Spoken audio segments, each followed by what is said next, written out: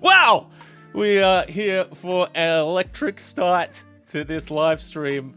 Hey guys, good evening. America's side is morning down here in Australia, 10:30 a.m. I'm joined by also the electric Matt from Split the Party. How you doing, buddy?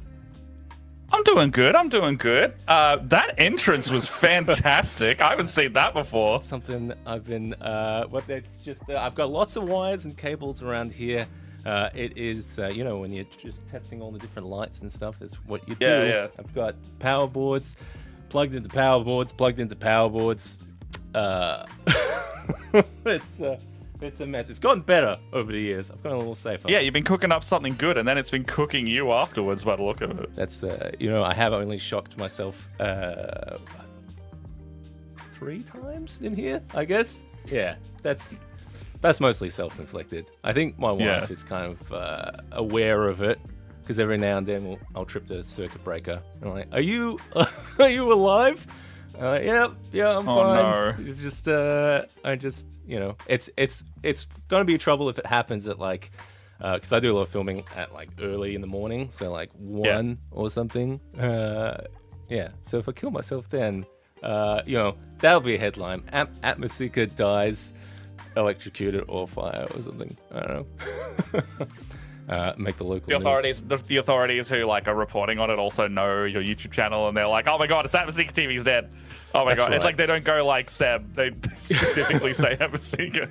Well, it's the only way I'm gonna get some subscribers and stuff. If you're new to the channel, Atmoseeker is focused on tabletop gaming atmosphere and terrain and props, everything to make an immersive experience for the Dungeons and Dragons and all types of things that we do with the tabletop stuff. I want to get more into some Warhammer and stuff, but I feel like this year my focus is going to be mostly some D&D stuff. I want to get some live play stuff happening on the channel. I noticed you've been painting something. What have you been painting?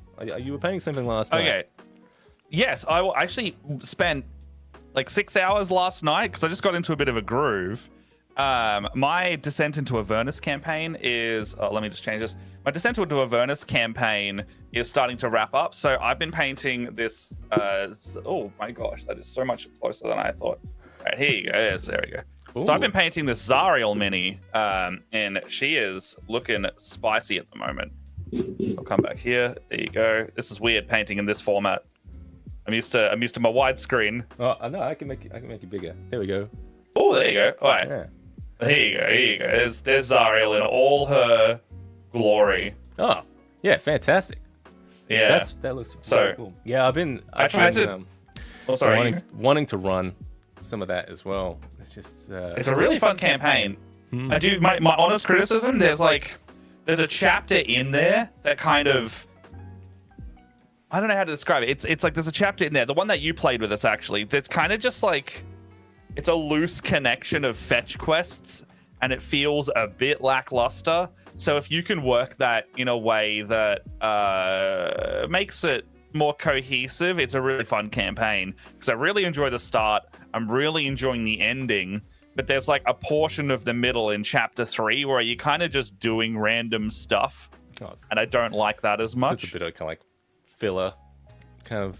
It's filler, but it's also not. It's it's main plot, but it feels pointless because it's you have to go talk to this person who will only talk to you and help you if you go do a quest for them, but then that person needs you to do a quest for them, and then you're just down the Inception rabbit hole, and then when you're done, you basically completely loop back around to the first person and then continue from there. And I'm like, well, why did we do all this other stuff if it doesn't matter? Yeah. So yeah, fillery in that sense. Yeah. I mean, it's a cool setting, though. I like all, the... Very cool setting. I probably, if I was going to run it, I'd probably lean into, the, those heavy metal covers. Where it's all, super chrome, demons, fire, that kind of stuff. Maybe some music in that kind of style. I actually play the Hades soundtrack quite a lot, if you know that game. Oh, no, not too familiar. Well, you should... I think you'd really like Hades, actually. Oh, yeah. Very good game. Nice little pick it up, do like 40 minutes of it, put it down because you died, and then the story progresses after you die. That sounds pretty cool. Yeah, I roguelike. haven't really. I think the only thing I've been playing lately is Minecraft Dungeons with the kids and Baldur's Gate 3 with a couple of mates. Baldur's Gate, you got everything you need in Baldur's Gate. Yeah, I've been doing the Dark Urges playthrough, so it's been it's some evil choices for some of that stuff. It's good though. I'm on my third playthrough. Oh, it's second and a half playthrough. I haven't finished my second character, but I'm doing honor mode with some of the split party guys off camera, and we have ruined a few encounters because we just accidentally talked bad, and now we have to fight everyone. And there's no save scumming. You just got to deal with every roll you get. Well, yeah, I've been getting in the habit of quick saving stuff, but we've mostly been rolling with a lot of the choices. Yeah, I'm not sure how much you can talk about the spoilery thing. I don't know. I mean, how far in the game are you? Like, Act 1 and 2... Act 1, you've had enough time. Yeah, I feel like we're still in the bit before, like, title screen. We're doing this whole thing. Ship? Have you done the Goblin Camp or anything yet? We just did, like, the Goblin Camp thingy, and we just let them in to the Druid Grove. Oh my gosh, yeah, okay. That's How the about end it, of boys? Act 1. Yeah, because I don't know, those druids were dicks. I didn't like them at all. That's super early in the game, so yeah, you're a safe spoiler territory. Oh, cool. Yeah, but it's we were catapulting the Hobbit gnome off the windmill and stuff like that. Yeah, nice. That one was by accident. I think after that point, that was the tipping point of like, all right, we're just gonna roll with these choices. I think. I have a Berserker Barbarian build in my latest one, and he's a thrower build. So I was picking up all the goblins and throwing them into other goblins, and I have Tavern Brawler, which means that my improvised attacks got more damage. So I would be dealing like 20 damage to each goblin just by throwing them into each other. Oh, really?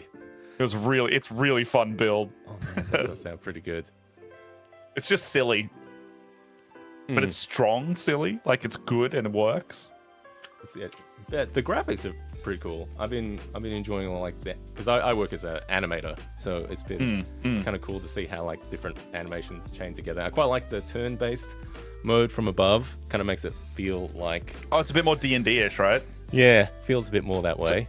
So you know what's interesting about that? If you were to zoom out and get like just the map asset for it on the top down, or actually no, the map asset for like the overworld map, it's actually gridded out to 5 feet. You could print the entire thing if you could get a hold of the high-res file. That's pretty cool. Yeah, it's gridded all the way down, and like you can zoom in on the Baldur's Gate map and you'll see the tiny little grids of 5-foot squares, and it is fully gridded for D&D. That sounds very cool. There's some kind of that sounds like a really cool idea. Yeah, if you could like extrapolate that map, you could literally recreate it. If you had like, I'm talking to someone, I'm like, I'm a crafty little guy. That's a big project, but you could like, for say, recreate the Blighted Village with all the goblins on it, and you literally have the 3D turnaround in game, and then you are now able to create the exact sizing for it because you have the 5-foot squares. What class have you been playing? It's been fun to kind of try different classes that I normally wouldn't try. So first class. Yeah, my main game was cleric. So like the first time I played through, it was cleric. Played a light cleric, so I was trying to be like a good boy. He was a good boy, but also like he took no shit kind of thing. So if someone was being like, you have to do this for the good of the realm, I'd be like, the fuck I do. I'm doing the good because it's the right thing to do. And then the second playthrough is a Dirge Bard. And then the third playthrough is the Dwarven Barbarian. No, not Dwarven. I'm playing a Half-Orc Thrower Barbarian, like Berserker. Is there anyone, which one of those is your favorite? I don't know. I really like the Throwing Barbarian because it's funny, but I have a soft spot for my first character because I really liked everything I did in that first one. I really liked. And also, I think clerics are so good, just generally. Like they're so versatile. They heal. They can output so much damage when they hit like level 5. You get Spirit Guardians flowing around you. You're a bastion of everything. You're like a really good all-rounder class. Yeah, we've had a cleric pull us out of the fire a few times. Just healing, doing damage. Yeah. I remember that was one of my first characters I played 5e in, was a cleric trickster domain thing. That was fun. Yeah, that's cool that you can, because I don't know about you, but you're probably a DM a lot of the time, right? You don't get to I'm almost a forever DM, but I also like DMing probably better than playing. Like I like running the game. But this is a good way to like try things. Like I feel like there is like differences between Baldur's Gate and regular definitely. D&D. Like there are like one of the easiest ones I can think of, but it's like a homebrew rule that you see a lot in D&D games these days anyway, is a healing potion is a bonus action. It's not usually. Yeah, I noticed that too. It usually takes the use an item slot of the action pool, and using an item's a full action, so therefore healing potion is a full action. But people have started, and I've even started doing this one as well. You now can, my rule goes, as a bonus action, you roll the healing dice, but if you spend the full action, you get the full amount. So it's like, you can do that plus a little thing in your turn now, or if you really need the healing, you can sacrifice your full action to do it. That's a cool, as normal. That's a cool little twist on it. I like that. Yeah. I also do like the old 4th edition thing, Bloodied. So it's a bit metagamey, like if you wide scope it, but it does help the party and the players go like, how's the enemy looking? And you go, it's bloodied, which means half health or lower. Or like bloodied could trigger a different phase of the boss fight or something like that. But like it's bloodied is like a call out. You could literally just be like, oh, it's not looking too good, but then their players might just be like, how is it looking, like every turn, and you're giving them more and more of a hint. And I'm like, no, it's either bloodied or not. So it's either doing well or it's not doing too hot. And that's like your turning point to me of your encounter, rather than like letting them know the entire time. Because sometimes like the mystery of like, I don't know how much this thing's got left in the tank is like really fun to like try and play with. I think it also kind of makes sense for like enemy monster motivation. It's like once they hit that stage, like, all right, they're going to be a bit more fight or flight kind of thing. Exactly. They might make some more desperate moves or something. I think so too. Or they're going to tactically like, if they're kind of attacking a bit more wildly, like a smarter enemy is going to be like, who's actually hurting me here? And I'm going to kill them first. Yeah. Or like take out the healer is always a very good one for the boss fights, because the healer they all start panicking when the healer dies. I guess I was saying like, Baldur's Gate has been a good way to kind of like, if you're a DM a lot of the times, like, oh, so this is kind of what it feels like to be a player. Yeah. Like you don't know what's going to happen. You're kind of really invested in your character. Just like, oh, I want to level up. I want to get that loot. I want to make my guy look cool. It has kind of scratched that itch for me a bit. So I've been trying a sorcerer a bit. Sorcerer, and my other one, the build that will be on a Let's Play on the channel, will be a rogue as well. So I have tried a rogue a few times. I quite like the little sneaky stabby boys. But yeah, the sorcerer's been cool to try out, just because it has like some, those sorcerer points and things. It's been cool to kind of like try those out and get an idea of how characters work. Even if you only just play for a class for a little bit, you're gonna get a better feeling of it. Even if it's not 100% accurate to like D&D, I've enjoyed that aspect of it.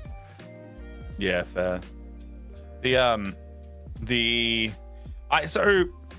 I started playing when I first started getting into all this, and then got into the DMing probably like a year later. Baldur's Gate definitely was like that moment where you could just absolutely just kind of go buck wild with like the build you've always wanted to play, and I really liked that. And trying to get out some just, I don't know, like it's not perfect on like the dialogue options, because us as D&D players can think of everything outside the box, and I totally understand that. to do that in video games. Like Baldur's Gate's already such a complex game. Literally doing anything like that would be like impossible. However, just choosing like a type of player and a type of character that you want to be for it is yeah, like you said, definitely scratching the I want to play sometime itch. And then like the game basically has a DM for you as it's narrating your way through it. Couple of itchy boys. We're waiting for some more. I'm hoping to play some more this weekend. Dave and Rudy, if you're watching, I'm ready. I want to play some more. All right, we haven't painted any minis yet. This whole stream's called Painting Minis is for Chumps, and that's kind of my influence from Chumps. Yeah, well, I'm the chump. Chumps. Yeah, we're both chumps because I think my son he spends like 15 minutes, 20 minutes painting a mini and it's done. Because he just he just puts the paint on there, right? And he does it like, and by the end, like, oh, you say that I spent 6 hours on this Zariel yesterday. This Monday, I spent, well, it was like a 2-hour stream or something, and I've got, what do we got? This guy. Oh, airbrush booth over there. So we've got, let's see, I'm gonna focus this in a bit. There we go. Yeah, so we got this guy just done with contrast paints and stuff. Nice. And that was after. Oh, that looks good, dude. 2 and a bit hours. Yeah, it's not too bad. I think there's some little errors and stuff, but it's serviceable. It's gonna look all right on the table. How would you think to see in the picture? It's got like gold on these like little lines and stuff. How would you get that? How would you do that? The little gold whereabouts, sorry? Yeah, you see those like triangle lines? Oh, there? like the filigree. Yeah. Have you got a gold non-contrast paint? No. Well, I don't know. Because if you're using contrast, you're at pretty impossible tier. But no, I'm not going to use contrast paint for that. I was thinking. Have you got like Retributor Gold or a Vallejo equivalent or something like that? Yeah. Oh, you reckon just like a flat brush just over the top? Yeah, fine brush and steady hand. Honestly, like, do you want the magenta inside the triangles to still be there, or do you just want to kind of go over the whole trim? Because I'm kind of basing it off the box art a bit. Yeah, I mean, just like a nice little size. Like, I got a little size 0 brush here, or maybe like a size 0 or lower. You get in there. It depends how confident you are. I'd probably big that dwarf, probably like a Kroot like this. Here's some I prepared earlier. There's like 50 minis just to the right of me off camera, but I reckon a size 0 brush and a steady hand, you could just it'll take you a little while, but you could do it. When you do detail like that, it's always the longest part of the mini, right? Yeah, but I mean, to my son's credit, he would just slot paint over the whole thing, and I think. You can come back and put stuff on top. Well, the stuff he's painted is like, there's errors, it's outside the lines, but like how much paint he was throwing on it, it was like he's getting some like really nice blends over these colors and stuff. It's like actually doesn't look too bad, like especially if I'm doing like all the like atmospheric lighting and stuff on things. Yeah. I've got some minis back here, actually, that I've been... you prep them up in a certain method, similar to, like, zenithal priming and that. It's the slap shop. And I got these done in, like, an hour, and they're huge minis. I feel like that's very satisfying. Just to be able to get a bunch of minis done. So here's this a Tyranid from Warhammer. And where are we? Here we go. It's a Tyranid from Warhammer, but I painted it... I've been painting all my Tyranids like Pokemon.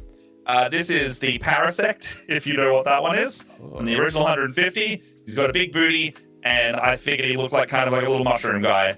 And he's eating a little space marine. So you can see that he's got like highlights and shadows and all that, but literally what I did was I got the model and I painted it. Here's conveniently another one I've got. I painted it just like in black and white and just established all of the highlights and lowlights just through a method called dry brushing. And this entire process is called slap shop. And then you just put the contrast paint on top. And then it stains the same way contrast does. However, because you've already established your highlights and shadows, the contrast paint simply stains over the top of it as it's supposed to. but in a way that helps the model even better. Hmm. And this is how I get models done quickly. And then when I want to like do a lot of detail, I'll do the thing that I did with Zariel. So you can see on her here. You can see on Zariel. I'm going to zoom in on this one. But with Zariel here, can you see how she's got red inside her armor, the silver? Oh, yes. Yeah. So what I tried to do, you know the infernal armor from Baldur's Gate? Mm-hmm.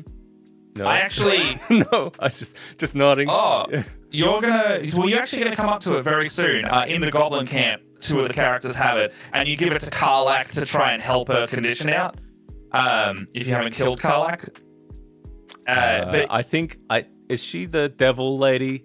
yeah, she's the big sexy devil lady. Yeah. No, she told me. Was she dead? No. Oh, you fought the druids, didn't you? Yeah, so she's like, Oh yeah, she left you. I don't want to be associated with you. Yeah, no, she's very fair to do that. You murdered a lot of people. She is like my oh my god, please character. Oh. I have been unable to romance her. There we go. Is that what you're talking about? Yeah, she's So she's got in her chest, literally the character I'm holding, Zariel, put an infernal engine inside her body where her heart should be, and it's burning her up on the material plane because she escaped hell. And you have to get infernal armor over the course of all 3 acts to fix her in hopes of like letting her stay on the surface with you. And so, long story short, infernal armor kind of is this silvery armor, but it has like a red glow coming from underneath. And the way I painted this armor was I actually started off red, like quite a bright red. And so similar to the wings, actually, I dry brushed a bunch of black over the wings. I actually started off red yesterday, and I layered very carefully over the course of a few hours the silver on top, so I could have this red underglow in the armor to make it look kind of hellish. And then you've got like the regular silver here, which is just like regular dark silver. Kind of have to plan. And it doesn't plan have the red underneath. Like, that's good. Like, you kind of went into that painting that just like, all right, I know I want this underneath, so this is going to be a good I would way roughly to want this effect, go yeah. over the top. Yeah, that's cool. But I also had a reference image, like the main reference image for Zariel has, like, she's got red glowing feathers, or like black feathers with red glow, and then she's got like this armor that glows red underneath, and I was like, that looks really cool, how do I do that? But I've also been painting for a long time, so I'm like, what if I, the process is less guesswork and more, all right, I know what colors I could do roughly that effect, or like, a lot, you'll hear the painters say like, what's it read as? So like, to me, that reads as infernal armor because it's armor that has a red glow in it. I could do like some fancy stuff, but I'm not spending 30 hours on a mini that's going to be in one boss fight. Yeah, I kind of just have stuff look okay for the table. For me, it's mostly about textures and contrast, like what's metallic, what's cloth, what's what's the color contrast and stuff. So that's going to read better in lighting. I was about to say, I on our filming shoot when we were doing chapter 5, I kind of took that as well with our hellhounds. Like I've got a couple these 5 fleshy looking dogs up the back here, and I was like, they don't need to be great because we had this really good lighting that you helped us set up, so I don't need to do like all of the edge highlights and all this. Like a simple slap chop with the quicker paint job is going to look really good because under all this lighting and effects and movement and fog, it's going to come together really nicely. And when I was watching your Galewind video literally yesterday, because I've been meaning to catch up on it, you said the exact same thing. In that video, you were like, these buildings aren't painted too much. But with the lighting, and I didn't know it until you pointed it out. Oh, yeah. And then you pulled it off, and I was like, oh, looks great. Yeah, looks great. Yeah, this is the whole reason I do stuff on the channel, just to hide my mediocre painting. And in the meantime, doing painting chats and stuff. But you'd already done like airbrushing and stuff as well. Like it did look good. It just looked so much more because you knew, like with my painting, you were like, oh, you know what you're kind of going for, so that's the job you do.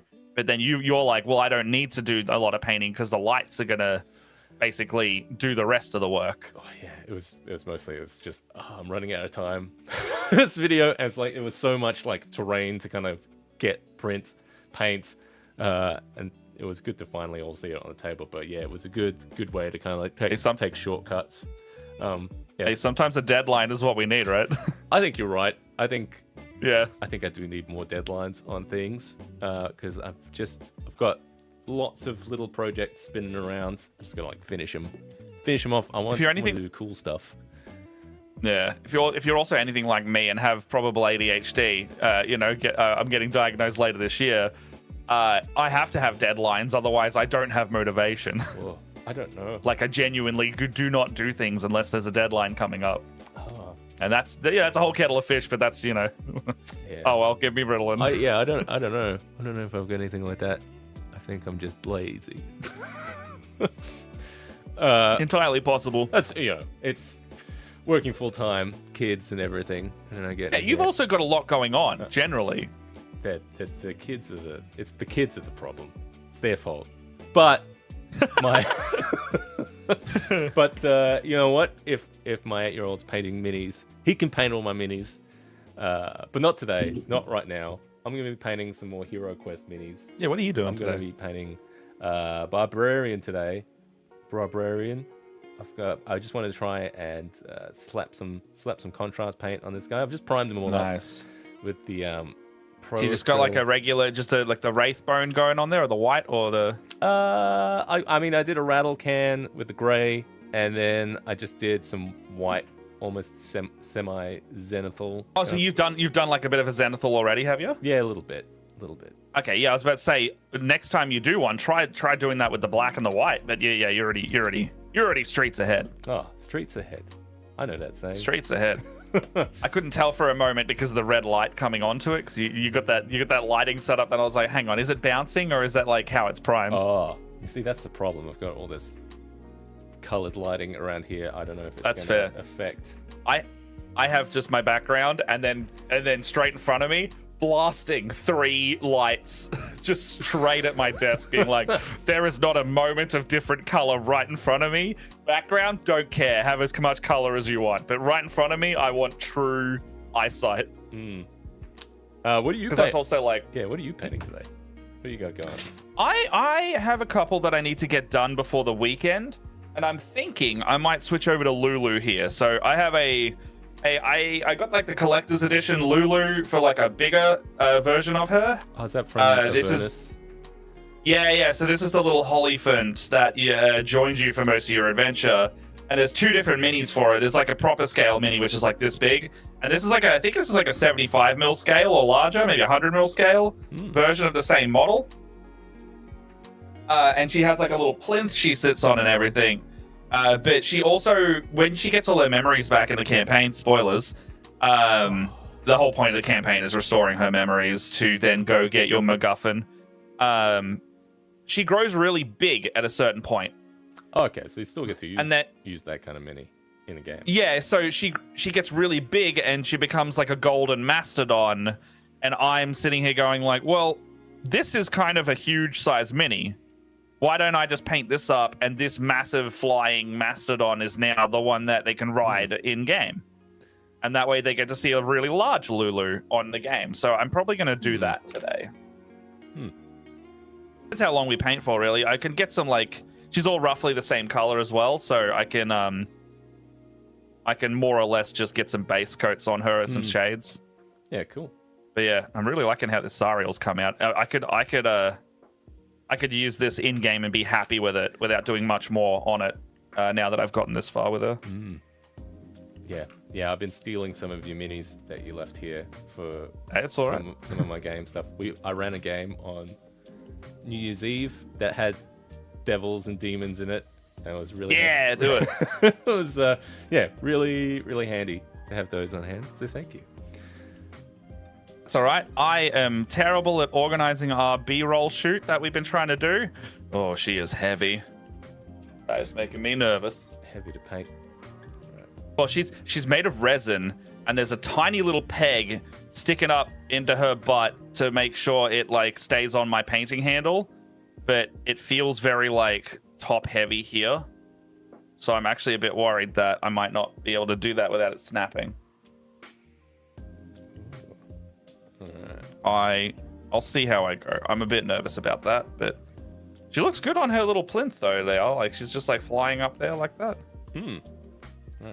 I'm really gonna go as rough as I can on this barbarian. See if I can take a page out of my son's book. Just get it on there, Seb. Just put it on. Hey, well, I always do like skin, like largest area first, like just a nice slathering of the skin, and then just going down. And barbarians are great too. You got lots of browns and yellows and whites that work really good on those minis. I think the Hero Quest minis. I keep confusing Hero Quest with Hero Forge. Are they Hero Quest? Yeah, so I really like the Hero Quest minis. This is from the new edition that came out. I don't know, like a year or two ago. Yeah, but I like them because they're just like those classic like classes, like wizard, ranger, barbarian. You know, I feel I like getcha. That's super handy just to have on hand, especially if you've got like new players that haven't played before. No, that's fair. I just like it. You know, just like having those like classic. I really want to run a game where it's like almost like 70s, 80s style, just like that kind of music, just that kind of aesthetic. Oh, that would be great. Yeah, you know, like old like commercials of like toys and stuff. I really like that. Oh, you should do that'd be so. I mean, if you want to set that one, I'll come and play that. That sounds fun. That might be what we do in the. That sounds really great. I've got an Avernus Devil car as well. If you want to borrow it. Devil car. Like it's like the big one that comes in the Platinum Edition. All right. And you can like put the minis kind of in and around it. You know, it's not really. You can't really put them on it. I've also got a lot of orc vehicles generally. Oh, that does sound kind of on tone, like in the depths of hell. In the souls of dread, and you just have like that camera panning in with like all the smoke and stuff. Yeah. Welcome to Doom, you know, stuff. That could be cool. It'd be really funny. I mean, don't write the plot line in. I guess if I'm playing it, but I just had an idea of like, what if? What if the whole thing was this huge expanse of cinematic Mad Max-ness, and then what is really happening is it's a bunch of kids playing car toys. All right. So just like the entire twist of the campaign, or like the one shot, like halfway through is like, all right, and then we peel back, and it's time for lunch. Mom is like, sweetie, it's the last time I told you. Like, and then just have like a full-on moment where the players didn't realize that they're kids playing Toy Box, and then the second half of the campaign can get really wacky and weird. It's pretty pretty meta. Because they now know that they're children. That's cool. Yeah, you could do something fun with it. Just gonna slap it on here. Slap. I'm also like that at the moment. I'm thinking I'm just gonna like get some of this like khaki brown and dry brush it all over Lulu to reestablish her base coat, because it's that weird thing of like when you spray it, you spray the color on even if you have an exact color match. The finish on the model's different. Right. Oh, so that Lulu's all primed up. So she's primed up in Xandri Dust, which is like a khaki brown, but you'll probably see when I start dry brushing this paint on her that it's not an exact match, and it's because even though that they're the same color formulation, the primer has the different propellants and stuff in it, so they will look slightly different. It's like when I sprayed Zariel in her red spray, so I undercoated her in red primer. I had to go over with the exact same color to like just it. If you were to like muck something up on the model and then reestablish that red, it would look weird because the finishes are different. So it's Yeah. easier to just quickly put a quick coat of that finisher on it. See, like Lulu's already done it here. She's already the spray primer is slightly different to. You can kind of see it on my camera actually. Down here is different to up here because the primer is actually slightly darker than whatever I'm doing right now. You sound like you know what you're doing. Like you've been painting miniatures for years. Almost. I like to think I know what I'm doing, and then I go, oh, maybe I do. And then I see someone who's way better than me, and I go, I'm okay. I'm all right at what I do. I think my top camera died. Is it off? Oh, for your minis? Yeah. See? Frozen. I'm going to try and see if I can give it a bump. That's all right. The one you had, like the little side cam looked good. Maybe I could just work with that. Then we can see what you're doing. I only have the one camera for minis because I don't have enough capture card space to put any more in. Oh yeah, I've got everything. Oh, actually, I've got my little Instalink camera. I could do something with that one day. Ooh. Yeah, that's a good little camera. That's what I was gonna use for setting up the live play setup over there. I haven't told you this. This has only happened in the last like month. So I've got an Instalink camera like you. You got a couple of those. And I'm running a booking game. For those who don't know, I'm a professional DM like day to day and a content creator. So I'll go to people's houses and set up games and run them. So if you want to know more about that, head to dungeonmasterforhire.com.au. I've started taking the Instalink. What was that? I did a little cheeky plug, but I've been taking the Instalink camera. Oh, that I do DMing as my job. But I heard dungeonmaster.com. Oh yeah, dungeonmasterforhire.com.au. Oh yeah, that's good. Thanks, man. So my point, what I was trying to say, was that I've been taking the Instalink camera to one of my games because 4 out of 5 of the players are in person, but the last one had to go back to Adelaide for work. And so I've been taking the Instalink camera, and we actually set that up on a little mic stand that I have and some clamps, and we set up a little Yeti Nano on the table. And we've been like setting up preset positions for her to be able to see the players, the table, and because it has the gimbal on it with the presets, we can like click of a button, we can show her who's talking, so she doesn't just have to see like the mini table all the time, or just the players, or just the DM. She can like still see the map and have as much immersion as the rest of the players because she can see it. The only difference is that she's digital and they're not, but she still gets the same level of display and information. Yeah, and I'm really loving that camera for that. Yeah, I really like that because especially if you've got like what you were saying about like I don't have a lot of capture slots and everything. It's like it's USB. You only have the one camera, but then it turns into multiple cameras because well we set 6 presets on that camera, and then now we've got basically a multi-camera. As long as you're like switching them between them, you do have technically a multi-camera setup with that thing.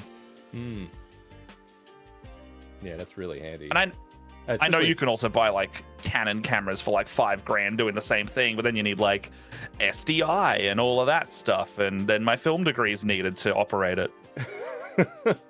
It does make it a lot easier.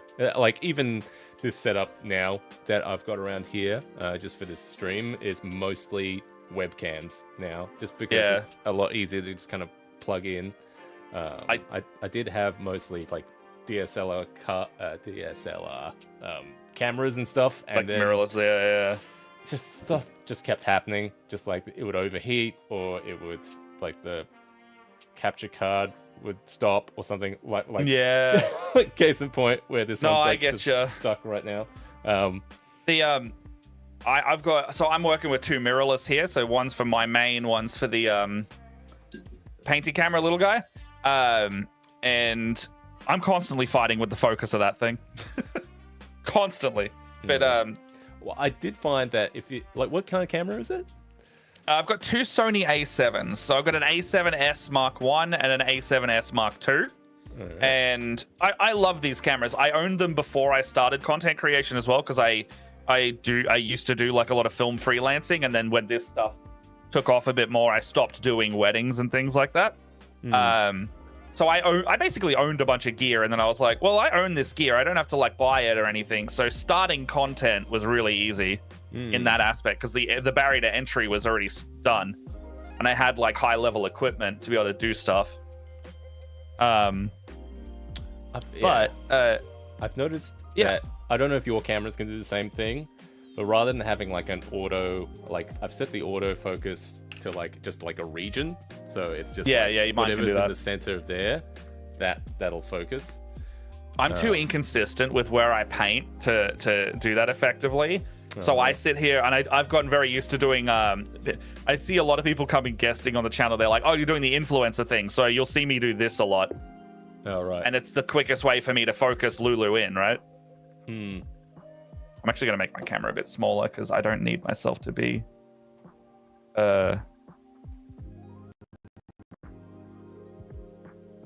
Where am I holding her? I'm holding her like this. All right. I think. Oh no, that's pretty good. I'll stay like that. Just slapped on the skin here. That looks really good. it's. See, that already looks great to me. I just need some brown. Yeah. So, I reckon. What are you looking at brown? Like Gorgunter fur? Are you using contrast paints, right? I'm using speed paints right now. So. Oh, how do you find those? You got speed paint 1 or 2? I think this is 1. I don't. How do you know? How do you know if it's 1 or not? Yeah, I think it has a 2.0 on the label. Oh, no, this must be first edition. Yeah, just be careful with those because they reactivate. I've heard that. Yeah. But the only downside, I really like Army Painter's speed paints, but the 1.0 version does have the reactivation issue. But it actually works in your favor. Varnishing is like the save point for it, but the actual there's a hidden benefit of it. You can actually wet blend really easily between the paints because they reactivate. But it does mean that if you're messy, you'll contaminate the other layer you're working on. So when you do that hair that I just saw, you might notice that it reactivates and the hair color will go a little bit skin color as well. That's the only downside. That's fine. Otherwise, otherwise they work really well. You know. Just trying to get the broad strokes at the moment. I figure I can neaten up stuff later. Yeah, should be right. I'm trying to work out like I need to make Lulu more ochre colored, and I'm kind of sitting in a khaki color right now. So I'm like, do I slap a bunch of like yellowy wash on this? But if I do that, I'm going to be sitting here while I wait for paint to dry, literally. Might do it later. That's entertainment there. I mean, so over on our stream when we paint in the morning, it's very much this. It's like we start this and shoot the shit. So even when we are waiting for paint to dry, quite literally, it's okay. Okay. So chat's pretty quiet. If you're watching right now, say hi. Say where you're from. We don't usually stream in the morning, so if you let us know where you're from. Curious to. I usually streaming. We're streaming directly when I would normally be streaming. I would be on like midway through my morning painty. At this point on a Thursday. See, that's nice. Usually I'm at work. That's fair. What, did you just have a day off today? What's Yeah, they've given us the day off the today. occasion? So I seized the opportunity to do some content. Yeah, Are the kids back at school? Yeah, they're at school now. My little one's just started school. Oh, I thought I guess I'd never asked their age, but also don't have to reveal anything on stream, by the way. I've got a bigger one who's 8. He's well into school, but the smaller one, he just started. So he was just asking like, what am I doing today? You going to school? How? You're going to school now? And he's like, what do you mean I'm going to school? What about tomorrow? You going to school? Every day? You're going to school. Jeez. Did he ever wonder where his brother was going, by the way? Like, he's like, where's your brother going? He's going to school. He's like, oh, okay, cool. That won't happen to me. Well, I mean, yeah, last year he was mostly in like daycare and stuff. So I think he's... Oh, daycare, yes. I think he still quite likes school more than that, but... Oh, relish that because they might not at some point. Yeah. Psychic Alchemy is saying hello from the US, finally finishing my backlog. Oh, hello, US. What's in your backlog? Yeah, my backlog is this. I want Hero Quest on my table. My backlog is so large. Man, you don't 3D print that much, do you? I look, I can't easily do it. I need to have a day where I sit down and like work out all the settings and stuff. But my brain doesn't want me to do it, so I can't do it. Because that's like a hidden backlog. I know, yeah. You have STL files. I have physical, like. Okay, I actually pulled one out of my cupboard the other day. A cupboard of my my drawer. Oh, Elder Scrolls minis, nice. So some of those look really good. Yeah, look at that. That is your pile of shame there. That's my biggest pile of shame. There's There's a lot of also paint probably on another there, 20 models over here. There's countless unbuilt models somewhere in here. Another tray over there. Like couple hundred minis, I want to say, of just ready to go. Some of them are primed, but just haven't. Oh, they're like in various stages of being worked on. Oh, Elder Scrolls, cool. Are those 28mm, or are they slightly? Yeah, bigger? they are. No, I think they're either 28 or like close enough. They might be 28 or 32. I don't know. Alchemy, what are they? Do you know? Is there much of the difference between 28 and 32? No, not really. Like, I actually prefer 32s, but when they stick them on a 25mm base, it means that they're bigger models to paint and nicer to paint, but they still fit on a D&D grid. I've noticed a lot of war games go to 32 these days. I've been toying with the idea of going to 75. Ooh. Just for like, I don't Big know, like you boys. could do like small like skirmish kind of things, but mostly like, oh, it's a cool like just visual of these just like big figures that like maybe not for like tactical stuff, but just having those on the table of just like Display wise, they're really good. yeah. 32mm for those. All right. Yeah, I struggle to tell the difference between 32 and 28. You kind of get used to a scale when you've been doing it a while. Like, most of my minis are 32 scale because Warhammer upscaled everything to 32. All right. And D&D, I think your Hero Quest might be a... Can you hold it up? This guy. I reckon that's a 32, but it's just on a smaller base because it's kind of... Notice how it's like larger than the base itself? I don't... Usually that means the model's kind of bigger. Yeah, right. Do you have any of those like Knowles' minis? Also those ones. Yeah, I think so. Like those are 25s. Let me see. If you wanna like visually have a look. Oh, I'm so sorry, Chad. I have not been painting on camera. So I've been dry brushing this ochre color on Lulu while he's away, and it's getting that nice orangey yellow golden tone that I'm after now. And I'm gonna stick a wash on this at some point. I'm gonna tie all these colors together. It's pretty close. These ones. Okay. Oh yeah. So we got that's a WizKids mini. Oh yeah. So they're pretty close. That might be a 28mm then.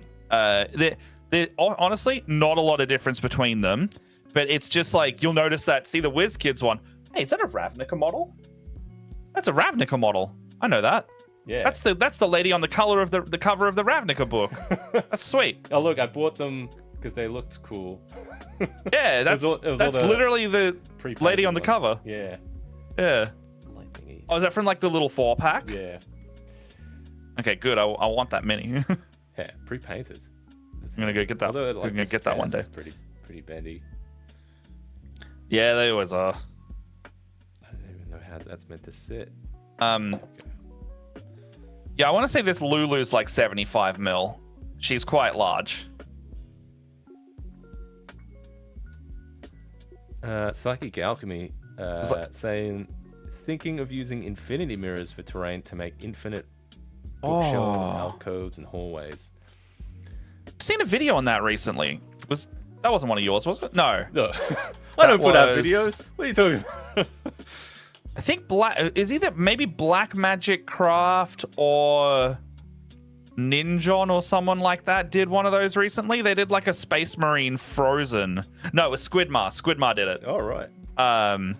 If you know their channels, they did like an infinite stasis hallway of Space Marines, and he was like frozen in ice. That's pretty cool. Very cool. I'll check that out. It would go really well because, like, if you did some nice lighting on that, which I think they did at some point, it very much would look very like the inside of it would be super cavernous, and you wouldn't have like a huge need for extra terrain.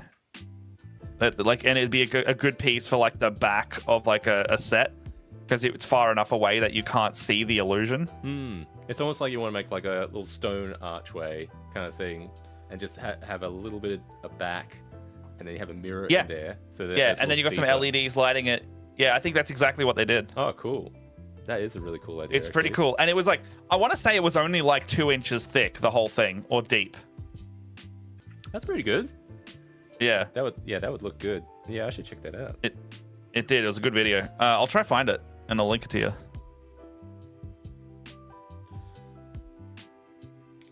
Going all right. Super rough on this mini. That's all right. That's why we do it. Sometimes minis deserve. So like I got categories of minis.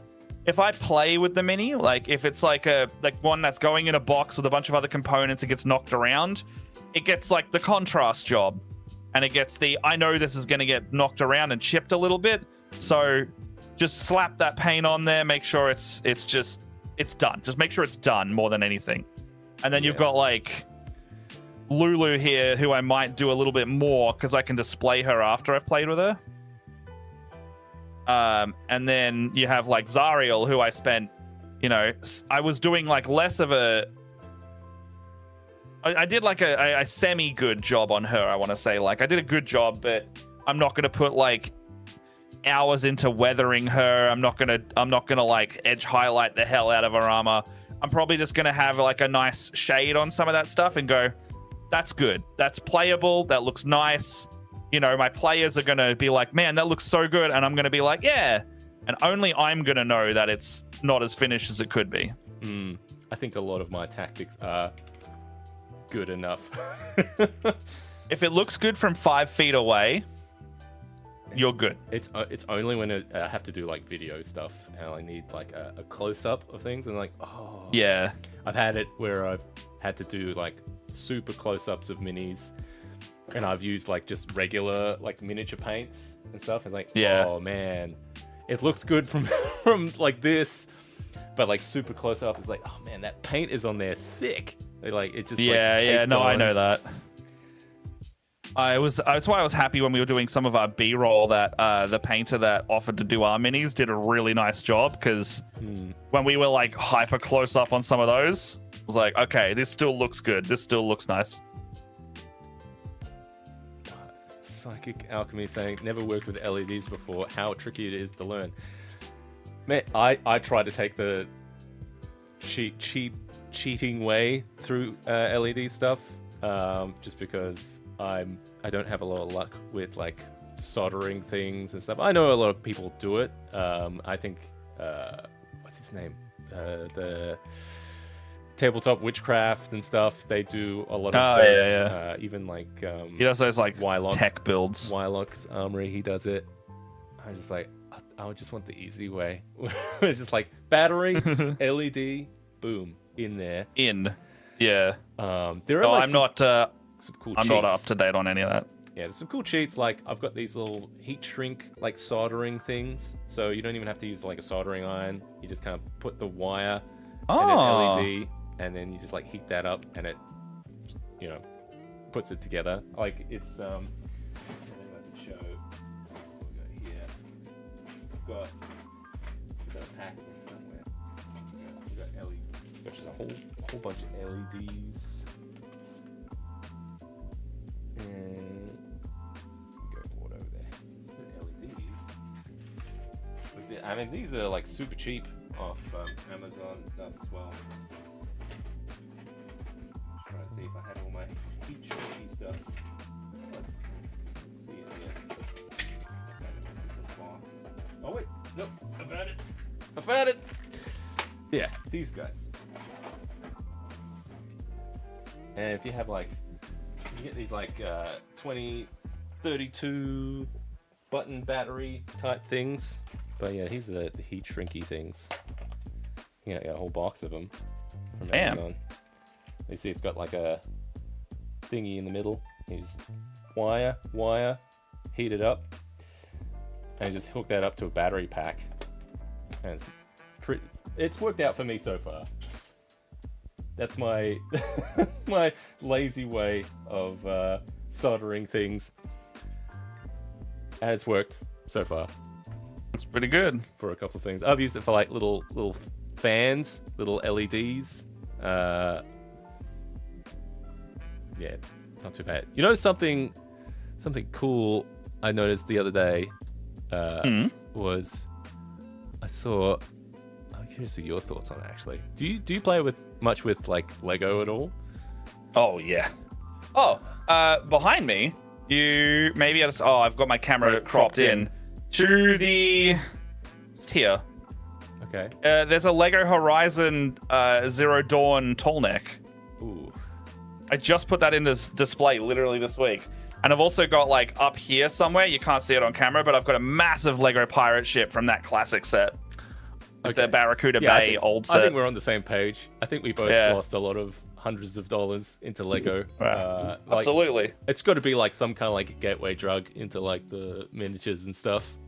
I was so into Lego when I was little. And then I got into Warhammer when I was about 10 to 15.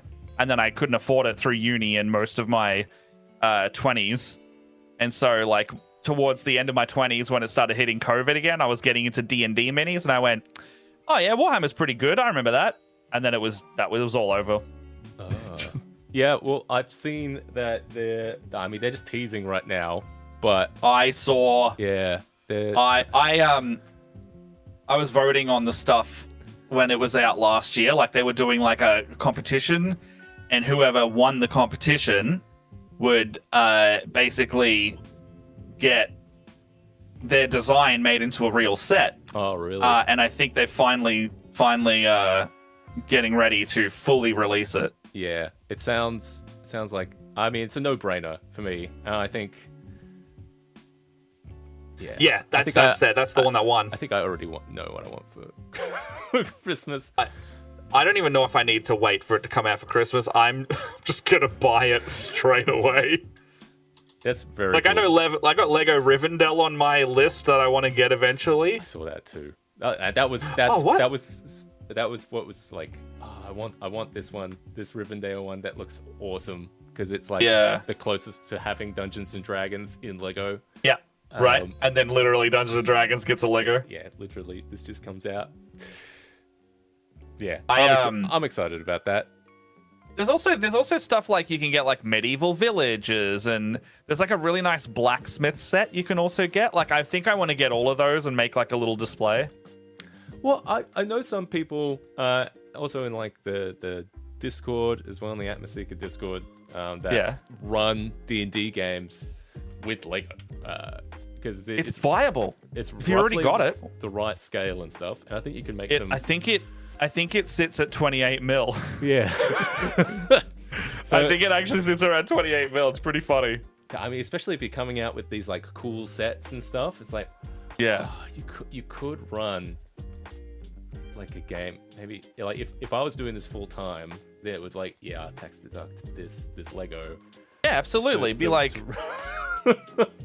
You get to and think about it. You can also do multiple. You can do building streams. You can be like, I'm building this Lego for D&D, and that way you've got more than one. It's not just like you've bought it just for the one stream. You literally I mean, I could easily imagine just running a live play kind of thing, Lego kind of thing. It'd be cool to like organize like D&D challenges, right? That actually force the players to like build something with the Lego as well. Kind of how they're doing like the Lego games and stuff. Maybe like solve puzzles and stuff. It'd be cool to have a puzzle. Yeah. Yeah. It's simple, just like you have to find these bricks to make the thing.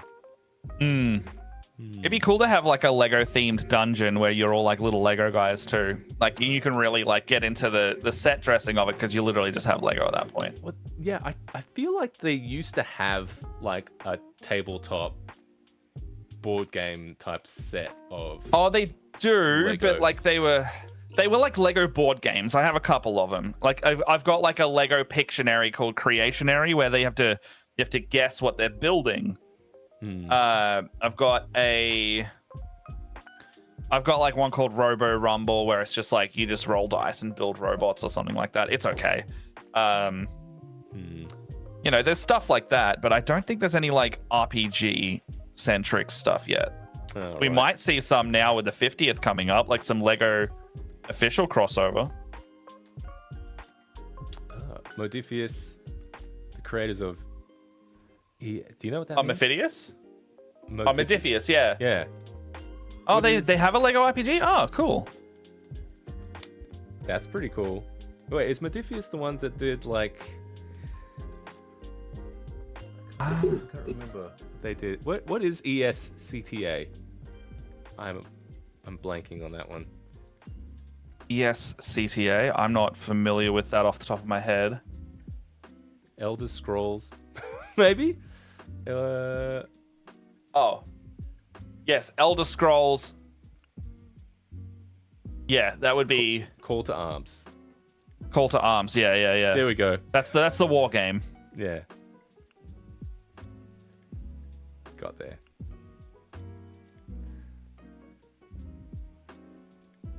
How's your elephant going? The elephant. I don't think I like the color I'm doing, but it is evening out the orange and the other color I had. It's kind of a mid-tone between the two. Are you mostly like just dry brushing, just like layering? I'm only dry brushing at the moment. Yeah.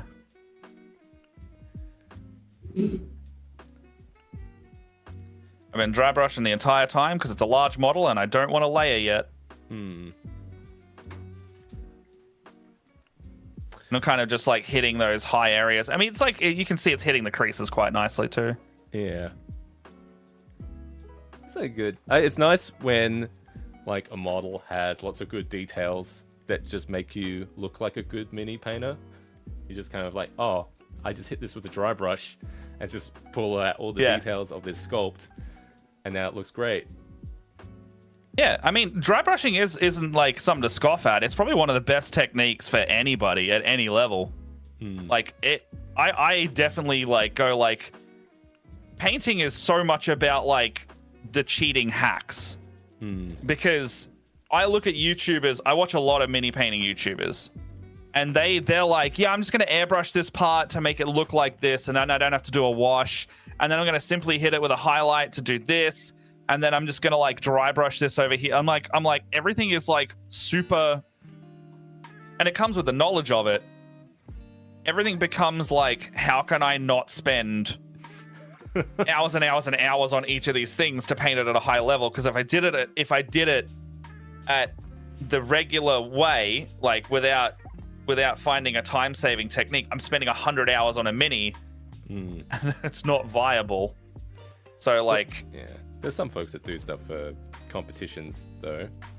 But yeah, that's a different set, though. Like, where you're trying to use a certain technique to push the mini to a level that's super impressive. But, like, I've seen competition minis at some of the contests that I've been to, and they're still winning gold, but you can see, like, some of the basics they've done. They've just hidden it really well instead.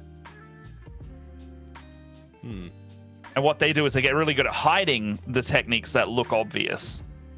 Oh, right. Just knowing how to piece those things together. Yeah, that's it. The composition is the important part there. All right. Like, you'll hear people poo-poo on dry brushing, and I'm like, Why? Dry brushing's great, and like you can hide a dry brush if you're worried about like the chalky look of a dry brush, because that that is a thing. You put a wash over the top of it, and suddenly you have glazed all of the color together, and it looks smooth. Who's poo-pooing dry brush? Some people poo-poo dry brushing because they call it like a beginner technique, but like everything is a beginner technique when you first learn it, you know? And like I have 3 different kinds of I have round dry brushes, I have makeup brushes as dry brushes, I have flat dry brushes. Like I've got different kinds of dry brushes for different looks, even in just dry brushing, because you can do each one differently. Yeah. Today I'm doing like a flat dry brush because I want to just cover the largest area possible. But if I wanted to get like a really smooth looking dry brush for like slap chopping, I would do like one of my nicer round dry brushes, probably like my I would call them my quote unquote best dry brushes, because they're literally the army painter ones, but they're like nice like this. Oh yes. They got like hard bristles, but they're really soft overall, like as a composition of brushes. Gotta walk for you can run, but you walk every day. That's very fair. Overkill. I know this guy. How you doing, mate? This is good. She's looking good. She's got some nice detail on her now. Oh yeah. Coming along. See, like you can see that like this color inside here is not. It's a bit more darker khaki brown to the Lulu's orange that I want to go for her. And what I'm going to do later is, when I can be bothered waiting for her to dry, I'm going to hit the whole thing with like a really yellow wash. And then suddenly every color is tone matched. Yeah, I've definitely had washes just save a model. I'm just like, oh, this looks okay. And then the wash just kind of like, not just gives you that contrast, but it brings also them together. Yeah, ties it, unifies it. I hear what you're saying. No, that's exactly what I'm doing. Like I'm doing this dry, like, and that's kind of it. Like I understand what my dry brushes are going to do, so I then plan for how to make it tie together like that. What the wash is a great equalizer. I'm kind of halfway there with the speed paints. That's kind of like a wash. They're like a glaze. high pigment wash, I would call them. Yeah. Because they have they stain really well and they act like a wash, but they won't tie. Actually, if you know how to use speed paints and contrast paints really well, which I've gotten really good thanks to the slap chopping stuff, you can treat a speed paint or a contrast paint like a wash. You just got to know how to apply it in the specific way. Because if you do it too much, it'll override whatever you've already done.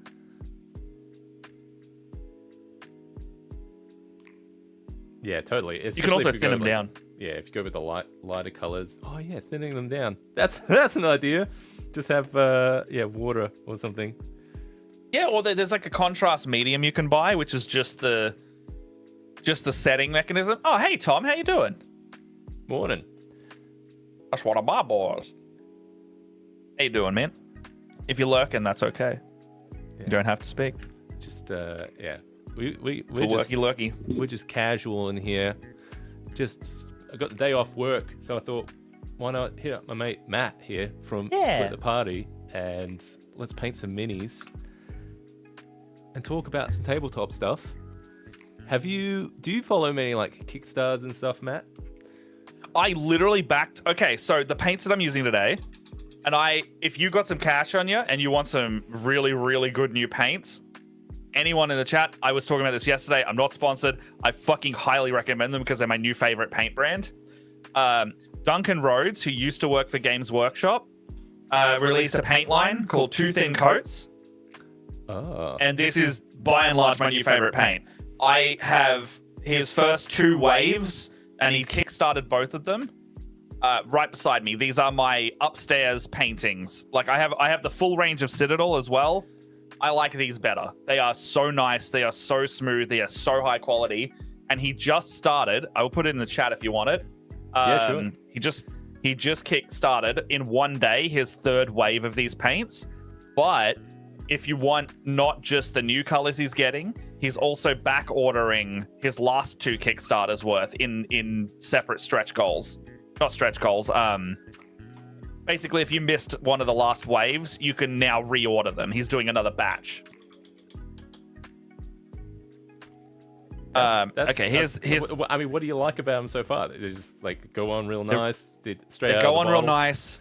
They're really smooth. They have the mixing ball in there. They're all dropper bottles, which people really like. They're a high quality paint too, so like they go on pretty. You know, the rule is 2 thin coats, and these do that pretty well. Like they apply nice.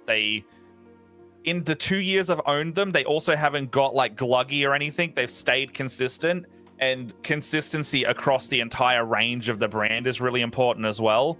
Like you can get Citadel, like, you know, other brands like Citadel and Vallejo, they will have colors that are better than others because the pigment consistency or the paint consistency is naturally better in certain areas. I find that the Duncan Rhodes ones are like pretty uniform across any of the colors. So you don't need to like do extra work or less work on some of them to then use them. I put the link in the chat. I don't think it hyperlinks in there though. Oh, it might be my bot filtering things out, filtering links out. Well, if anyone wants to see it, I cannot recommend these paints enough. They are my new favorite paints. I immediately kickstarted it like the second I saw it. And you get 60 paints in each wave. This is the current wave that I have now. This is the latest, and I have 120 of his paints now. How much is that? Like, because I'm a cheapskate, like paints and stuff. Okay, so but there's a lot of paint. Here's the part that goes a little oof ow ow. Now each wave is about 100 and if you don't catch the early bird sale, which I think it just ended, it's about 190 US for 60 paints. It's pretty good value. It's about $4 to $5 per. Yeah, it's pretty good. And here's the other thing: if you want to try any of them out before you buy them, game stores, actually House of War has them right near you. Oh, you just go in there. House of War has singles. You can just go in there and buy like a retail single if you want to try it out. They'll be kind of closer to the Games Workshop pricing, probably like anywhere from like $7 to $9 each. Oh, right. Because they're marketed as premium paint. You see the best value on the Kickstarters. That's why I keep getting them that way. But I've ordered the past 2 waves, and I just ordered wave 3, so that's 180 of his paints I've ordered over the last 3 years. And I cannot get enough of them. They're so good. Yeah, right. I need more painting racks now that I've ordered this next batch. Yeah, I want to get more into painting, so it sounds... Go check them out. Go buy like a color each of the ones you really like the look of. And they also come in triads, actually. I should note this. The way he doesn't sell them in triads, but he's created them in triads. So each paint of 3 will have a mid, a shadow, and a highlight. Okay. So you can buy them in. You could basically buy them in sets of 3, and that's how you would use them if you want to do that. Does it work like a speed paint, kind of contrast paint, or is it like a paint? No. They're acrylic paints. Right. So they are.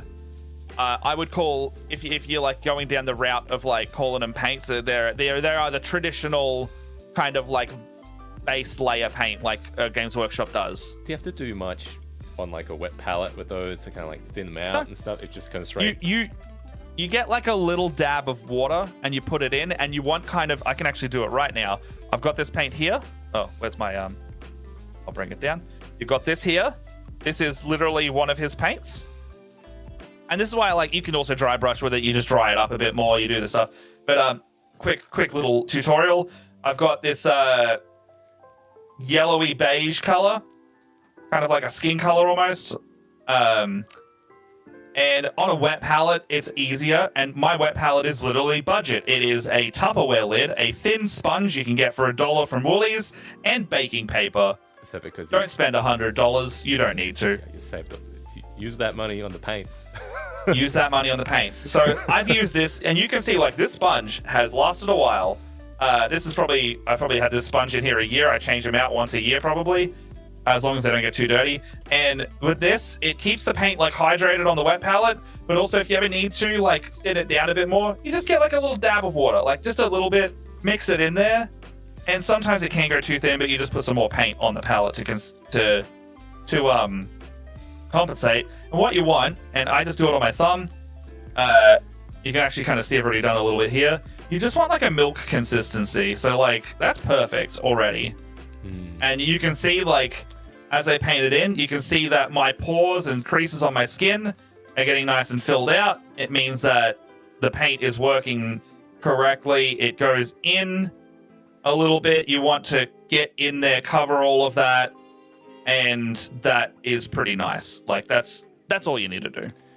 And you get really used to dabbing your brush. Like you wash off your brush and your brush will still be a little wet. Just kind of wick it off on your hand. And the amount of water that's still in the brush is typically enough. All right. And if you find it's not enough, you just get a tiny little, you just dab it in there and it just mix a little bit more water in. That's all you need to do. And then it's different levels of doing that. So if you notice your paint's a bit thicker than you would like, you just do a little more water. And if it's too thin, you add a little bit more paint into it. So even if you didn't have like a wet palette, you could just on a regular You can do it palette, the same way. The benefit, the main benefit of a wet palette, and the only reason I always say to use one, is because your paint won't dry; it'll stay wet. Oh right. Like I had some paint from last night, still wet this morning, sitting on my palette because the sponge is constantly hydrating the underneath of the paint, and it'll keep it good. Like it'll get a skin on top, but you can basically get some water and start rehydrating that paint immediately as a result. But like you could just use like those little popping toys, like the little pineapple things you get, the fidget toys. I've been using those as a palette recently because they're nice little divots. They're silicone, so they don't like air out, and they work great as a little painting palette as well. Otherwise, a nice piece of ceramic or a nice piece of like, it's like wax paper, but like the kind of wax paper that doesn't have the like sealed wax paper type thing. I feel like I've seen the fidget toy thing, the pop out. The pineapple popper? Yeah. I feel like I've seen that I on, use like, Those. tabletop minions or something. He had. Yeah, they're great. They're like $5.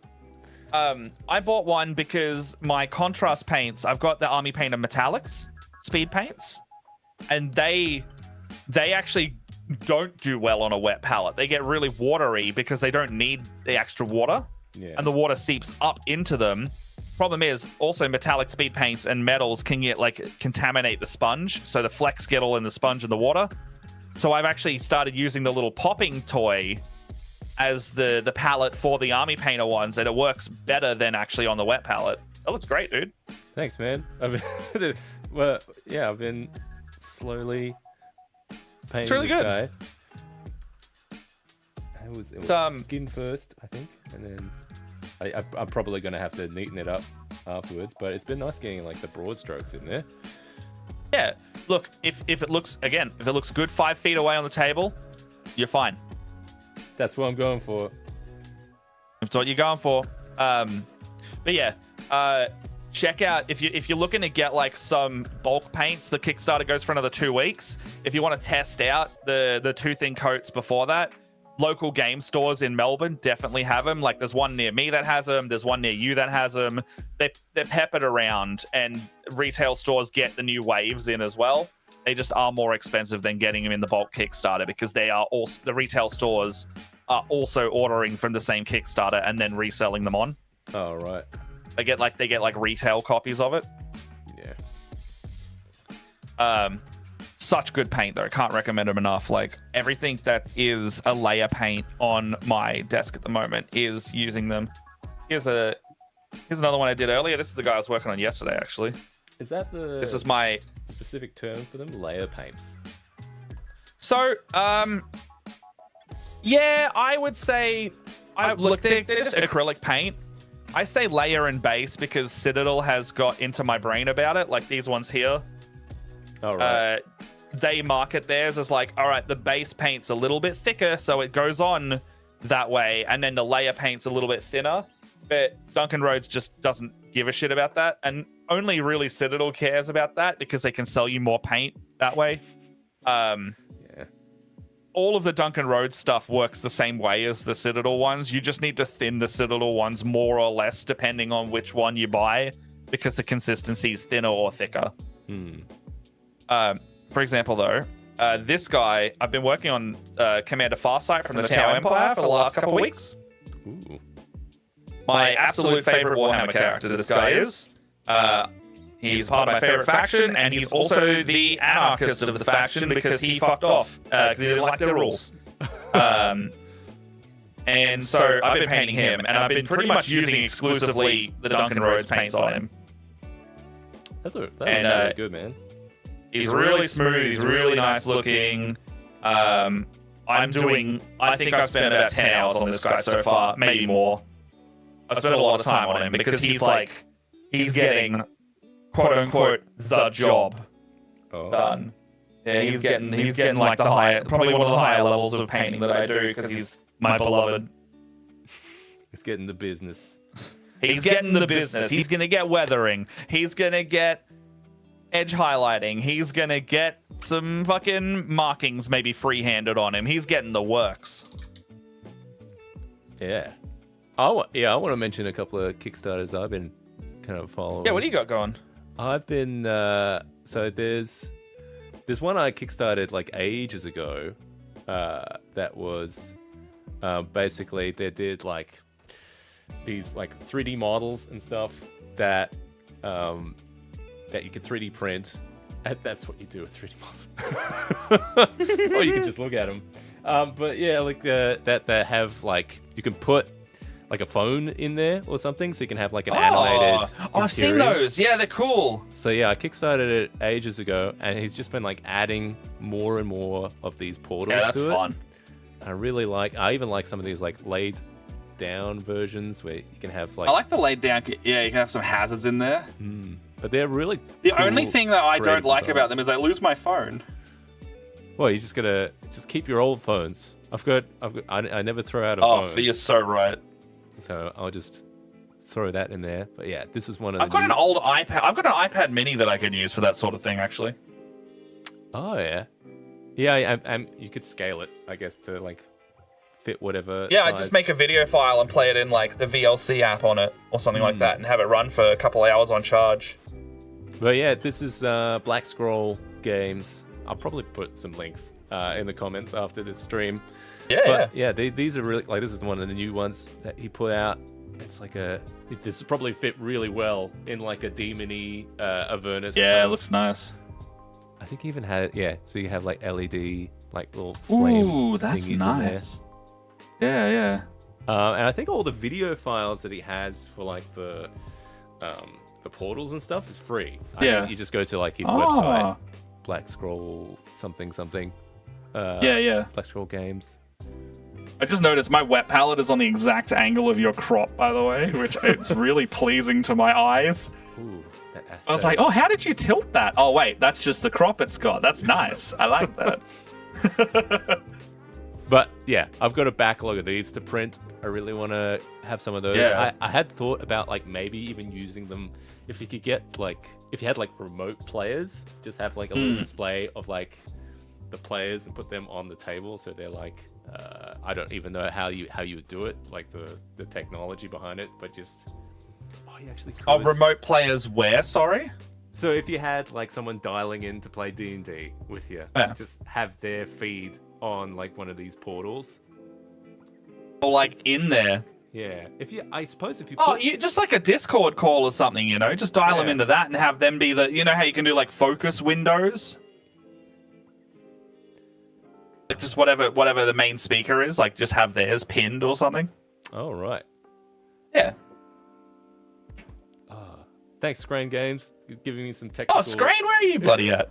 Some technical insight, something happening when we go to your full screen. It's doubled. So that's something to keep in mind next time. I'll keep that in mind. This is another one I just kickstarted. I mean, I chipped in for. It's some tabletop fog stuff. Because, if it's got fog... my audio's duplicated. Interesting. So this is all like miniature terrain stuff designed to have I like those barrels. Fog come through it. Oh, that's bloody. So That is right up your alley, isn't it? I know, right? It's like That is. They've got your number. I wish I came up with it. But it's some really. There's no reason why you couldn't create your own version. I just don't have the time. So like this is great because like you reached into my brain and you pulled it out and you made a thing. I was gonna say you could always hire. I guess if you wanted to go that route, you could hire someone to like ZBrush for you, something like that. That's true, but they got some really cool like models. So they're all kind of like designed I really like to have like fog come through them. Yeah, I'm excited to. That one not as much. That one just looks like a piece of terrain. But they're like bases and stuff. I like the bases. That's nice. And I think the fogger they're using. Yeah, what fogger are they using? Is it just are they tiny or something? They're the Costronica ones that people use for like cosplay and things. I think it's further towards the bottom. Oh, there's like a video as well. Micro fog machine Costronica pocket smoke. I think it's something like that. I was trying to get it delivered here, and it's just like insane shipping costs. So it's like $56 plus shipping, right? Yeah, it was like. Oh, hold on. No, it's $100 if you want to be able to toggle it on and off. Wired toggle, wired momentary. It's like $120. So to come to the Down Underverse, it's insane, insane amount of money. But with this, I think it worked about the same price-ish, but you get you get a couple, you get a whole bunch of models. If you get some of those, I reckon I'll oh god, they have specific refills as well. No, this would just use standard fog fluid, I reckon. Oh, okay, they have like select an option 5mm 2.5 refills, stuff like that. Yeah, here we go. This is the optional extra fluid. Yeah. Oh, that's pretty big, actually. Hey, look, if you're getting a couple of those, let me know. And if you want to split some shipping, I'll probably pick up one or two as well. Yeah. Well, I kickstarted it, so like there'll be, I guess, whenever. Oh, you already getting some. It'll come my way. I'm curious to try them out. I got the remote ones, so. I would get a remote one as well. I like the idea of just. Is that the toggle on off? Which one is that? I don't know what it was. Probably the toggle on off. I think I got the pro one. A remote pro version. Yeah, that'd be why it's expensive, right? Yeah. I'm looking at the one on Etsy, and it's like, it doesn't look like it's a remote one. No, I definitely got the remote one. But yeah, there's some cool models here. This is what's the Kickstarter called? I will leave links in the comments or the description after the stream, so if you want to check that out. But it looks like I basically googled tabletop fog Kickstarter, and this was one of the ones. Hey, that's great. Yeah, still got a while to go on it, but I'm noticing you can get micro foggers, but they're all about $100. Yeah, and they're in Australia. There's some like industry film industry style ones that look really good. Yeah, but because it's film industry, it's like, oh, this is $800. How long? How long does the fog last? Like the fuel last? Was like 20 minutes. It's like no. I need to be fogging for hours and hours. Yeah.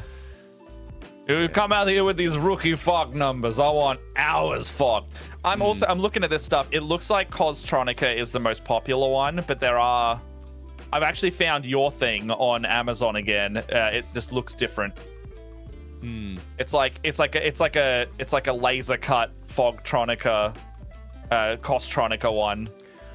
Yeah, I think people buy like the kits and then make their own like housing. They make for it and shells. Stuff. Yeah.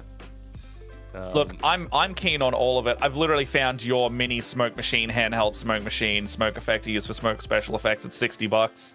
It's literally your one, actually. It's got the little the remote with it too and everything. That one broke. That one doesn't work. Oh, did anymore. it? Yeah, I think I burnt it out.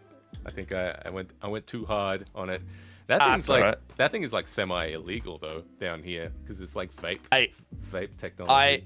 I think they're selling it as a fog machine, but it is technically a vape. Technically a vape. You could vape with it, I suppose. Definitely could vape. I think you could vape with any of this stuff because it's the same technology. It's just different oil, right? Yeah. Different fluid. I mean, is that stuff going to stay illegal forever? Or I know that they're trying to ban sale of it because too many kids are buying it at the moment. I'm not interested in the smoking part of it. I just want to use it for this stuff. Yeah, I mean the Costronica stuff is basically cheaper anyway at this point, right?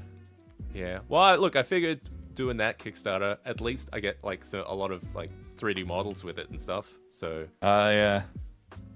I like this. I do like this Costronica thing. I'm like, what can I do with that? It looks nice. Well, I mean, there's been some like really cool like cosplay and stuff that has like an Iron Man suit kind of thing, and it shoots out like the. Yeah, I like that. I love that stuff. I really wanted, like a while back, I wanted to run some of the Alien RPG stuff. Ooh, yeah, and that's a fun game. I've played that. that. At like, all right, how do I get like the moving lights if there's like an airlock kind of thing, and I wanted to have like the high pressure kind of like fog kind of stuff. So. Here's a thing that I've been wanting to toy with. I've been wanting to, for like last year and a half, do like a sci-fi themed RPG shoot with like our big setup that we have. And I want to create like some whoosh stores and do I want to do like a survival horror weekend of filming, I reckon. And so if you're going like, I want to do like alien doors, I'm sitting here going like, well, I want to do a sci-fi shoot with a bunch of like steam and fog, like those practical stars, like sci-fi, like Star Trek effects. I love it. Just they're ready to open the door. Yeah, really, right? Yeah, same thing. Just I think that's like going to be one of the if I can get it together projects. I want to do that this year as well. I'm focused on fantasy this year, I think. But maybe for next year. I've got some big projects I'm working out. Maybe when those kind of like click together. Yeah. I'm making a whole dungeon setup and stuff just around the wall for me with these huge have you seen the big plinths I've been working on, the dungeon columns? The big columns? Yeah. You've shown me them, yeah. So yeah, that was in like a previous they look cool stream, but they're going to be super portable in case I need to like ship them over to your side of the woods to film and stuff. That's fair. For context, we live in the same city, but we live on the opposite side of the same city. So it's like, I want to say it's like an hour to an hour and a half drive just to be in the same city and see each other, which is why these streams are good, because we can sit at home and do it. And the in-person stuff is much rarer. Because if I come over at like your time of night to yours, or you come to mine, neither of us get home till 1 or 2 in the morning. That's true. Although, like late at night, that late night ride is pretty smooth. Pretty nice. I can get home in like 40 minutes, 50 minutes actually. 30, 40 minutes I've gotten down to. It's pretty nice. The problem is, just the people. Peak hour. Yeah. The peak hour is the bad one. Psychic Alchemy's got a really nice comment for you. I'll let you read it though. This channel's fog and lighting effects have given me so much inspiration for terrain design. I hope I get a room to store the stuff sometime. Thank you. Yeah, storage is a big part of my mantra as well. I've done just a huge clean out because I'm set up in like a garage, so we used to keep cars in here. Not anymore. It's all mine now. But I still have to be kind of space efficient. So usually with a lot of the stuff or STLs I might design that are sold on the store, I try to make them as portable and like disassemblable, or at least like flexible enough that you could use them for like different types of locations and stuff. And that's something good about like the fog and specifically like the lighting type things, that you can have like the one set of trees but just light it differently. You can get a whole bunch of different types of locations. Like it's so easy to change from like lush forest, green forest, to like icy kind of like snow type thing, and all you'd need to do is just change it up the lighting. Maybe just a little bit of snow scatter here and there or something, but it's definitely stretched a lot of the terrain that I have at the moment, which has been super handy. Yeah, the storage factor. I got a lot of film gear, and that's that plus having like set panels like for our walls that we construct is very much a oh god, we cannot just build whatever we want situation. Like we can build whatever we want, but we also have to store it. Do you hoard a lot of like film gear like me, even if it's just like old and like I'll never use it again? I have a drone that I haven't used in like 3-4 years. A drone? Why would you use a drone? Would you ever use a drone for this stuff or? I have used it a couple times actually. To get like establishing shots of like the woods and things, or like okay. When I'm trying to like we did like a Survivor parody at one point for one of our Christmas videos, and I got like some like sprawling nature shots of the natural environment of suburbia, and it was, you know, part of the joke that like, oh, lost in the faraway land of Melbourne, Australia. That kind of thing, you know, usually specifically purpose, but I used to, like I said, I used to do like weddings and stuff, so I would be this is also before all the drone regulations got super strict. Oh, is that like that's that part of the here? other reason why I don't use it anymore. Sorry? Is that like that here as well? I know they were strict in America. You have to. Oh my god, but you just cannot fly anywhere with people in it anymore. So you can fly where there are people. You have to pay a shitload of money to do so, and it's not worth it to fly it for like a 10-second joke in a YouTube video. Oh. And they're super strict. They'll like hunt you down if you fly illegally. They'll hunt you down. Oh my, yeah. There's like groups of people flying drones and stuff. You'll see people being like, "Oh yeah, look at this footage I captured," and someone else will be like, "Oh man, can you show me the YouTube video where you did that?" And then they'll immediately be like, "Nice try, cop." Let's try. Because it must happen all the time that people just like show each other their videos, and someone else will just rat them out to the air authority. Oh. Well, I mean, I guess I get it. Like they've got restrictions for a reason, but some of them are. I agree, but some of them are like, "You sure you can't just like make an exception for this? Because clearly it didn't hurt anyone. It's fine." But I know they're trying to be preventative rather than they're trying to prevent it to start with rather than like come and clean up the ones that have happened. And it's because a couple people have ruined it for everyone else. I totally get that. Yeah, right. Well, I mean, I've always been tempted by the drones and stuff. I should ask my friend. He's got one. Try it out. Yeah, I've got like mine's like a. Just that's cool. it. You need an idea to have for the drone, which is why I keep mine around. I'm like, I'll have an idea one day, and we've got a show that we're looking at filming more of this year. That I know will need drone shots, so I'm like, well, I've got a use for it. I just need to do that shoot. And every now and then, someone will be like, "You have a drone, right?" And I'll be like, "Yeah." They'll be like, "Can you come and do a music video for us?" And I'm like, "Yeah, give me cash in hand, and I'll happen to be there with a drone on the day." But I'm not allowed to technically make money with this thing. You need like a $5,000 license or something like that to use it commercially. Is that just so, like, is that like a employment kind of like, what do you call it, like a union thing? It's like to register it or something like that, yeah. Oh, right. That's why I don't do it anymore, because I'm like, I don't want to pay $5,000. No. And then you also have to pay like a yearly fee on top of that as well. I'm like, why would I just like, I understand why drone operators are so expensive to hire as a result, because they all have these qualifications and shit. It makes sense because the government, like, from like, if you were making a film and stuff, like $5,000 is nothing. Like in the grand scheme of like exactly right. Yeah. Movie, like that's a lot but cheaper than hiring a helicopter to do the same thing. That's true. But Joe Blow indie guy that I am can't get a drone shot anymore. No, not allowed. Oh, there's some finer stuff now. Get the hair So I've been doing the shading on Lulu, so you can actually see like on the right wing, on her right wing, I've got like the shaded, like, so it's a lot more gold and yellow compared to the left. So I'm using like a sepia toned wash, and it's bringing all those colors that I was previously painting together now. All right.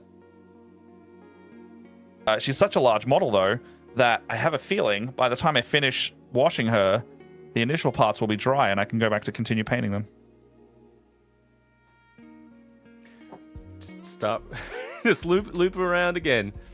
I feel like because I still have to paint all these like plinths. I've been working on these like dungeon columns, and I think it's like 32 panels of these like textured stone kind of things, and I'm just trying to work out what's the fastest way to paint them. Batch paint, dry brushing, probably.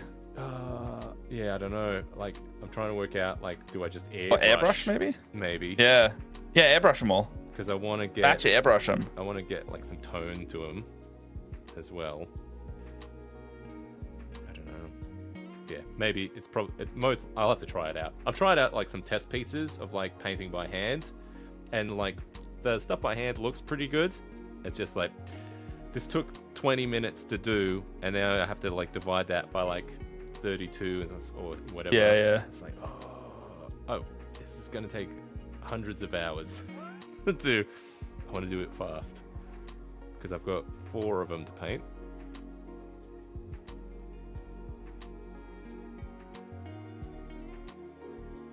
Yeah. Oh, I've almost got a good coat on this barbarian. I think I only screwed up a couple of times.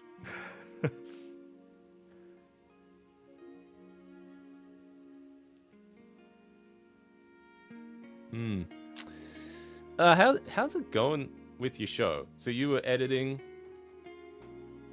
So like our D&D show? Yeah. Yeah. So we are still in the editing spot, trying to work through the mountain of the edit. We filmed the other half of the season in the end of last year. So I bought a new hard drive because we had another large amount of footage that I realized I wasn't able to store. So I put a new hard drive in my computer yesterday. We got a couple of us working on it still. The first episodes are looking pretty good, but now I need to start like also working on like a recap and some primer and some promotional material. So like when we're ready for all that, it'll be like probably like it'll be like the telegraphing of like, all right, this is probably a month out now of actually being on YouTube. And the other thing is like just generally like trying to get the ball rolling on motivation's always just a struggle. And I've been editing for so long that it is just the novelty has worn off for editing. So I'm just like, it's a slog. Just I won't even sugarcoat it. It can be a slog for me. Yeah, that happens when stuff takes a long time to do. Like, yeah, I think I generally have to get in a better habit of doing smaller projects. I just like to do big. I like big things because these dungeon columns all started from, I've got a giant pile of cardboard from when we bought some new like external outside furniture. Do I throw it out or do I turn it into something? So yeah, I've just had this cardboard sitting in my garage for months. Like, hoarding mentality as well. Yeah, we do that. But yeah, for smaller projects, probably that's probably the smarter thing. Yeah, but we're incapable of that. Yep. And I don't know. I'm like I like doing my big project. I like doing my big one because it takes me a while to do. It's satisfying to pull it off, and I don't see a lot of other people doing it. So I'm like, okay, I haven't just made yet another small show. I've made something big and impressive and with a bit of wow factor, and I really like that side of it. Like doing the whole like, yeah, this is like pretty unique what I've achieved. All right, it's just looking pretty good. Just do that other wing. I think we might be wrapping up this stream pretty soon. I didn't even realize it was nearly 2 hours in. I know. I just started to feel hungry. I was like, oh, it's lunchtime. So we'll show how we. No, that's all good. Show how we went. I sensed that we were like be ending soon. That's why I started washing, and I was like, I'm just gonna keep washing this until we wrap up. Just a couple of minutes. Just like. Yeah, I was like, if I start washing now, I reckon we'll be done by the time I'm done washing, and that was a good call because it was right. This is kind of. And that way I can put her down for a few hours and she can dry out. You see, I screwed up a little on his face there. I missed, so I'll have to go over it with. It could be facial tattoo. That's going to be. Oh, you could do that. Yeah, turn it into that. But yeah, I'll have to touch up some bits. But it's not a bad starting point. There's paint on this guy, but when it was grey. Yeah, it always is. I just gotta be a bit more careful next time. I can't tell if I've washed this other side. I'll put him next to his dwarf friend. Oh, yeah, you know, having these guys together, it's gonna be pretty cool. Oh, yeah, I'll have to do some looking good. Hero quests. I gotta work out like some terrain for Hero Quest. Like the cardboard stuff's fine, but I want to have some. Isn't it just like D&D terrain? Well, it's got the specific room layout. If I can get something that like fits into the same like grid style, that would be pretty cool. Look at the muscularity, the broadsword. That's right, I love that commercial. Yeah, I gotta fix his face. But at least, does it look good 5 feet away? Good, 5 feet away. Let's get the.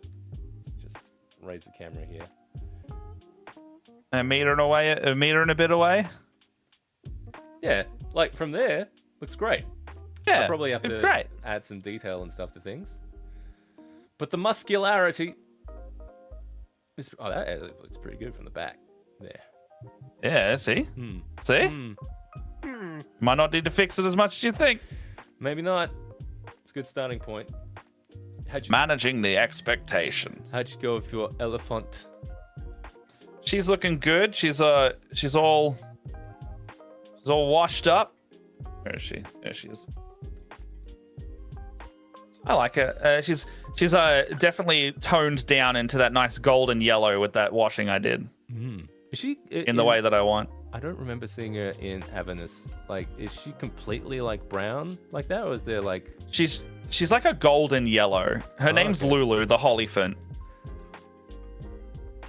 So she's like a celestial elephant thing. That's pretty rad. All right. Yeah.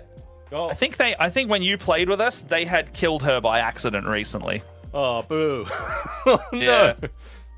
She came back recently. Like they got her back. You can't keep Lulu down.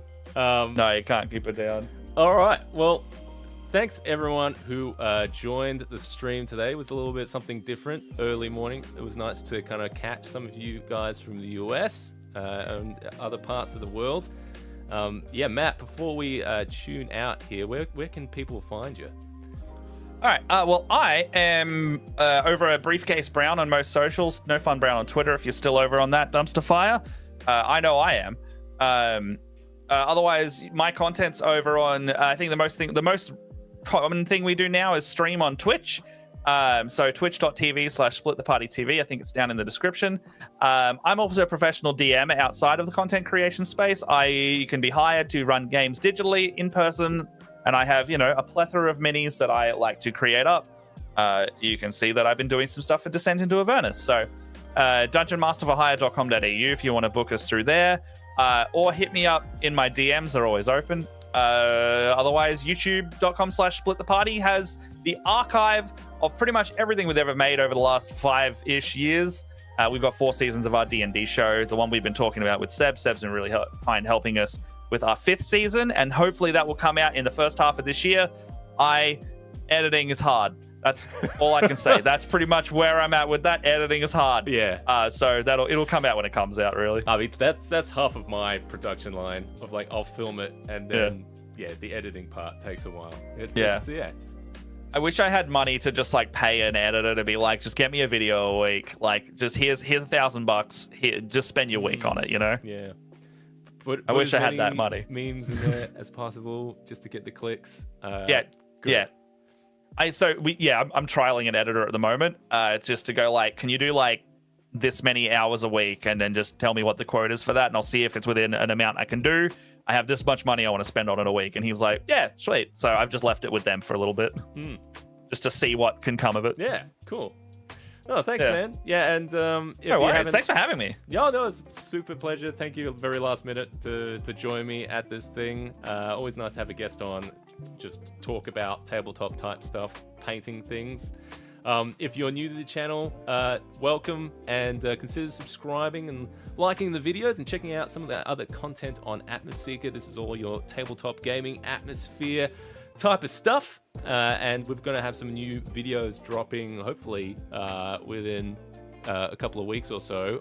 There is like some like behind the scenes content and early access content that is on the Atmoseeker Patreon, so if you're interested in supporting the channel further, you can just join in there, and you'll be also as part of the Discord as well, which is a great little community of a bunch of Atmoseekers all talking about their lighting and fog obsessions, like myself. So yeah, if you want to check that out, by all means. Until next time, thanks very much for checking us out, and I'll see you next time.